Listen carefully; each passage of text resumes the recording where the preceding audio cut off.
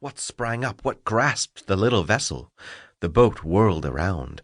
Was it a waterspout or a tidal wave? The boy at the helm screamed, "Lord Jesus, save us!" The vessel had struck on a great rock, and it sank like a waterlogged old shoe in a duck pond. Sank with man and mouse, as the saying goes. There were mice on board, but only a man and a half. The skipper and the ditch-digger's boy.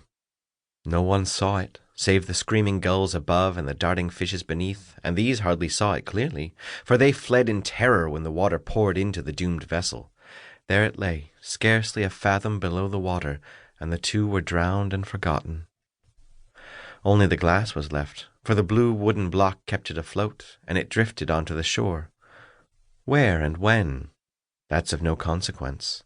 That old broken glass had been useful, and had been loved, too, in a way, which Aunt Elizabeth's son had never been. However, in the kingdom of heaven no soul shall ever have cause to sigh, never loved. Aunt Elizabeth, meanwhile, had been living for several years in a large town. She was addressed as Madam, and always held herself very proudly when she spoke of olden times, of the times when she rode in a carriage and talked with countesses and baronesses. And she talked of her foster child, the sweetest of little angels, and how he had loved her and she had loved him, how they had kissed and caressed each other, for he was her pride and joy. Now he was tall, 14 years old, a bright, beautiful boy. She hadn't seen him since the time she carried him in her arms. For many years she had not been at the Count's castle, which was a long journey away. "But I must find a way to get there some day," said Aunt Elizabeth. "I must see my sweet young Count again. He must be missing me, and loving me as he did when his angelic little arms clung around my neck, and he said, 'Anne-Liz,' as sweet as a violin.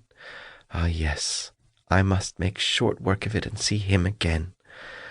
So she made the long trip, partly on foot and partly by wagon.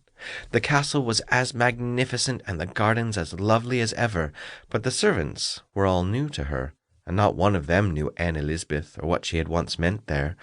But the Countess would tell them, she thought, and her own boy. How she longed for him. Now Aunt Elizabeth was finally here, but they kept her waiting a long time. At last, just before the household went to dinner, she was called in.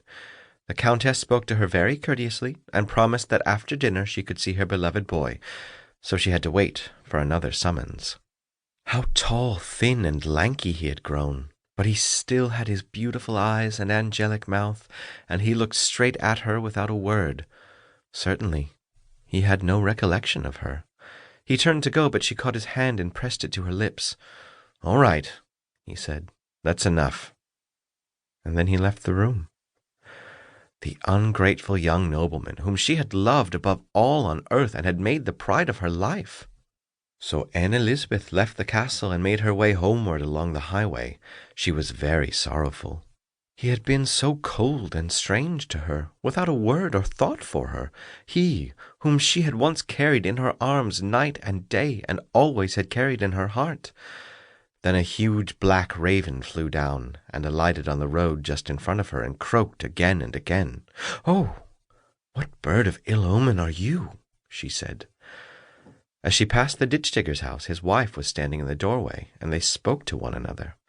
"How robust you look," said the ditch-digger's wife. "You are plump and stout. Everything must be going well with you." "Pretty well," replied Aunt Elizabeth. "The boat went down with them," said the ditch-digger's wife. "Skipper Lars and your boy were both drowned, so that ends that. But I hoped that the boy would have lived to help me out from time to time with a little money. He hasn't cost you anything for a long while, you know, Aunt Elizabeth." "Drowned, are they?" repeated Aunt Elizabeth, and then said nothing more on that subject. Aunt Elizabeth was heartsick because the young Count wouldn't speak to her, she who loved him so, and had taken that long trip to see him. The journey had also been expensive. The pleasure it had brought her was little indeed, but she didn't say a word about it. She wouldn't lighten her mind by talking about it to the ditch-digger's wife, who might think she was no longer welcome at the Count's castle. While they were talking, the raven again flew screaming over her head. "That ugly black thing," said Aunt Elizabeth. "That's the second time it's frightened me today." She had brought some coffee beans and chicory with her. It would be a kindness to the ditch-digger's wife to give these to her and share a cup with her. While the old woman went to make the coffee,